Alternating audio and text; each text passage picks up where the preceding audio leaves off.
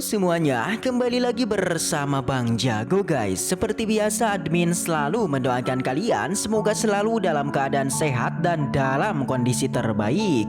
Di video kali ini admin akan melanjutkan cerita dari Wusen Jujai. Penasaran dengan kelanjutan alur ceritanya? Dan tak berlama-lama langsung saja kita masuk yuk ke isi ceritanya. Cerita dilanjutkan yang masih di sana memperlihatkan pertarungan Leng Pogong dengan Tetua Juo. Sebuah aura yang mengerikan seketika terpancar dari pertarungan itu. Namun ternyata pertarungan dua tetua itu tak bertahan lama guys. Yang nampaknya kali ini Tetua Juo kalah telak karena ya tingkat kekuatan pada keduanya yang memang berbeda. Namun jelas, kelakuan Leng Pogong itu merupakan sebuah kekesalan yang ia alami atas Bos Kincen. Dengan begitu, dirinya pun tak banyak basa-basi lantas berniat untuk menghabisinya. Namun Tetua Juo yang melihatnya jelas tak tinggal diam dan mencoba untuk melindungi Bos Kincen. Bahkan saking kesalnya, Tetua Juo di sana mencoba mengancam Leng Pogong. Namun sudah kuduga Leng Pogong yang mendengarnya dirinya bukanlah ketakutan melainkan dengan sombongnya. Si Pogong bahkan malah kekeh untuk membunuh Kincen. Dan di saat itu juga si Pogong dengan cepat bergerak menyerang mereka. Dan dengan itu terjadilah kembali salam olahraga. Masih saja lagi-lagi si Pogong berada di atas angin. Dengan kekuatannya ia pun kembali berhasil memukul mundur dari Tetua Juo.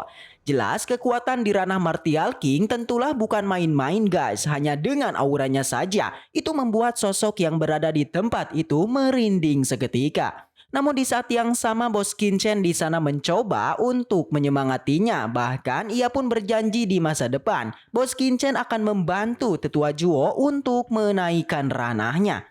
Mendengar itu, Tetua Juo masihlah khawatir dan bahkan di saat itu juga ia pun menyuruh Bos Kincen untuk segera menyelamatkan diri. Namun tentu ini adalah Bos Kincen guys. Setiap detik, menit, jam, hari, minggu, bulan, tahun ia masihlah seperti biasa. Ya, tetap santuy. Dengan kesantuyannya bahkan Bos Kincen masihlah terlihat tenang dikala berhadapan dengan sosok kuat si Pogong.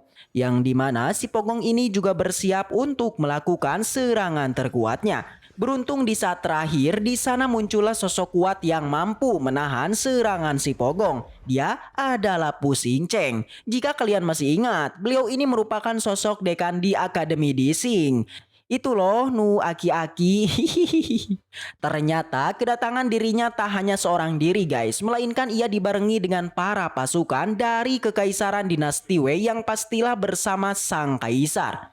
Melihat itu, semua orang pun menjadi sangat terkejut. Bahkan terlihat semua orang nampak langsung menghormatinya. Kedatangannya tentulah berniat untuk menghentikan kekacauan yang tengah terjadi di pasar Dinasti Wei. Bahkan tak hanya itu, kedatangan sang raja ternyata berniat untuk bertanggung jawab atas masalah yang terjadi di para warganya. Yang tentu dirinya akan bersikap adil dikala melihat ada warganya yang memang telah dirugikan. Di sana sang raja juga menyinggung dan menyapa si Pogong yang memang adalah sumber masalahnya. Namun lagi-lagi si Pogong yang tak terima lantas ia pun mulai bersilat lidah yang mana kali ini ia menuduh mengenai kekacauan yang terjadi itu adalah ulah Bos Kincen. Karena di tempo lalu, Bos Kincen dituduh telah menjebak keluarga Leng. Dengan sombongnya, si Pogong di sana lantas meminta untuk bisa membunuh Bos Kincen. Sang raja yang mendengar itu semua, jelas ia pun tak setuju dan malah kini dirinya langsung memerintahkan untuk menangkap si Pogong. Dan lagi-lagi, dengan arogan si Pogong yang tak terima, ia pun langsung mementalkan semua prajurit. Di sana si Pogong masihlah kekeh mengenai dirinya yang tak bersalah dengan kembali menuduh Bos Kincen dan Papiliun Pilah yang telah menjebak keluarganya. Sang raja yang mendengarnya kemudian ia pun meminta sebuah bukti nyata terkait tuduhan itu. Namun iya, ternyata bukti konkret tuduhan itu jelas memanglah tidak ada. Dengan begitu mulai dari sekarang semua ocehan yang dikeluarkan dari mulut si Pogong itu adalah kebohongan. Dan di saat akan menangkapnya, seketika lagi-lagi di sana muncul sosok lain yang kini membela si Pogong. Dia adalah leluhur keluarga Wu Centang. Menurutnya kejadian di tempat ini itu merupakan sebuah kesalahpahaman yang dengan itu sang raja tak boleh menghukum sosok Leng Pogong yang merupakan sosok praktisi kuat dinasti Wei. Tak hanya itu, di sana juga muncul dua antek-anteknya yang itu ketua sekte Wuji Cheng Wuji dan ketua sekte Guiyuan Yu Lengchang. Mereka bertiga merupakan tiga serangkai yang datang khusus untuk membela si Pogong. Mereka di sana juga menanyakan mengenai masalah yang sebenarnya terjadi pada si Pogong. Yang lagi-lagi seperti biasa si Pogong mengatakan bahwa keluarganya itu tengah mengalami sebuah kelunturan. Yang itu telah diakibatkan oleh seorang bocah. Bahkan tak hanya itu, si Pogong juga mengatakan bahwa sebenarnya sosok yang telah membunuh wakil sekte Liuxian yang adalah orang yang sama. Mendengar itu, jelas para tetua pun merasa terkejut dan tak menyangka bahwa ternyata kekuatan Bos Qianchen yang jelas tidak sederhana. Setelah itu, di sana tiga serangkai akhirnya mulai bersilat lidah bahwa ya, mereka meminta pada sang raja untuk melepaskan si Pogong. Jelas mendengar itu sang raja tak ada pilihan lain selain mengabulkan permintaan mereka. Karena jika tidak, maka di masa depan kekaisaran dinasti Wei akan menjadi tempat peperangan. Singkat cerita, masalah pun selesai dan sang raja kini tengah berada di istananya.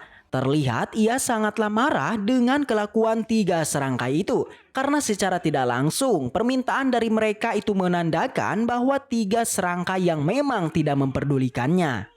Sang pelayan di sana juga terkejut bahkan sampai mencoba untuk menenangkannya. Ternyata kelemahan sang kaisar ternyata bersumber dari leluhurnya yang saat ini mengalami sakit yang sangat parah. Dengan begitu, semua keluarga dinasti Wei nampaknya kini mulai bergerak dan unjuk gigi dengan berani menentang perintah sang raja. Kekhawatirannya hingga sampai langsung menyuruh pada si pelayan untuk mencari sebuah pil tingkat tinggi untuk menyembuhkan sang leluhur. Di sisi lain di Pavilion Pil, terlihat di sana Bos Qianchen yang tengah mendiskusikan mengenai pergerakan selanjutnya dari Pavilion Pil. Yakni Bos Qianchen berniat untuk memanfaatkan semua situasi atas kerugian dari keluarga Leng. Dirinya bertekad bahwa tak lama lagi Pavilion Pil itu akan segera menguasai semua pasar di dinasti Wei. Di saat yang sama di toko Pavilion, di sana memang telah terjadi keramaian yang melibatkan semua orang yang kini berebut untuk membeli pil yang viral itu. Lagi-lagi semua warga terlihat sangat antusias dengan pil Pavilion Pil yang bahkan hanya dengan beberapa jam saja seluruh pil yang dijual di Pavilion Pil itu sudah habis terjual. Dengan begitu Bos Qianchen dan tetua Zhuo lagi-lagi kembali membuat dan menyempurnakan pil yang viral itu. Kondisi ini tentulah membuat salah seorang dari keluarga Leng yang nampak sangat bersedih. Di samping keluarganya yang hancur, ternyata tanpa diduga Pavilion Pil yang memang lambat laun menjadi sangat terkenal. Setelah itu, Xin kemudian berpindah di istana kerajaan. Di sana, sang pelayan menyodorkan mengenai sebuah laporan yang berkaitan dengan pembelian pil yang harus disediakan oleh kerajaan. Karena diketahui di saat ini juga terdapat 3.000 prajurit yang akan menerobos yang harus dibantu oleh sebuah pil. Mendengar itu, sang kaisar pun setuju dan langsung bergegas ke Pavilion Pil. Di sana terlihat tetua Zhuo yang tengah merasa senang karena ya, penjualan pil dari Pavilion Pil yang memang sangatlah sukses. Tetua Zhuo di sana memberikan hasil penjualannya kepada Bos Qianchen. Tapi Bos Qianchen menolaknya dan malah memberikan semua hasil penjualannya itu pada Pavilion Pil. Karena nyatanya Bos Qianchen itu tak mau mengambil Pavilion Pil dan dirinya berniat untuk membangun sebuah pil bernama Pavilion Pil Chen. Di sela perbincangan mereka, di sana kemudian muncul tetua Subo yang melaporkan atas kedatangan sang kaisar. Diketahui bahwa kedatangannya itu memang berkaitan dengan pembelian sebuah pil, yang mana sang kaisar meminta untuk disiapkan sebuah pil dengan jumlah yang sangat luar biasa. Mendengar itu, tetua Zhuo tentu merasa bingung karena memang semua pil yang dijual di Pavilion Pil itu bukanlah bersumber dari dirinya, melainkan itu adalah dari Bos Qianchen. Namun di sana Bos Qianchen tidak hanya menyetujuinya guys, tapi Bos Qianchen di sana mencoba menawarkan sebuah kerjasama dengan sang kaisar. yakni Bos Qianchen meminta kepada sang raja untuk menyediakan semua bahan obat yang diperlukannya. Yang nantinya hasil penjualan dari pil yang dibuatnya itu akan disetorkan sebanyak 10% kepada kerajaan. Mendengar itu sang raja merasa sangat antusias, bahkan ia dengan spontan lantas kembali menegaskannya. Tapi tak hanya itu, Bos Qianchen di sana juga meminta sebuah izin untuk mengembangkan sebuah daerah kumuh di dinasti Wei. Tak banyak basa-basi guys, sang kaisar pun langsung menyetujuinya. Bos Qianchen kali ini dengan cepat memberikan semua bahan obat yang diperlukannya. Dengan begitu, kesepakatan akhirnya terjadi. Setelah itu, di sana tetua Zhuo itu ternyata masihlah kebingungan dengan rencana Bos Qianchen. Dengan cepat, ia pun lantas menanyakan semua rencana dari Bos Qianchen. Bahkan ia juga meyakinkan mengenai rencana Bos Qianchen yang akan membangun sebuah peradaban di tempat yang sangat kumuh. Namun tentu ini Bos Qianchen guys. Dengan kecerdasannya, ia pun memaparkan semua strateginya kepada tetua Zhuo. Yakni Bos Qianchen ternyata kali ini mencoba untuk memanfaatkan sang raja dinasti Wei. Karena dengan itu, baik bahan, obat, dan alkemis kerajaan itu dipastikan akan serta-merta bergabung dengan Papiliun Pil. Sebuah rencana yang menakjubkan. Nyatanya hal itu tidak hanya membuat Papiliun Pil saja yang akan menjadi viral. Tapi dengan bantuan sang kaisar, bahkan di masa depan dinasti Wei akan menjadi sebuah peradaban yang sangat kuat.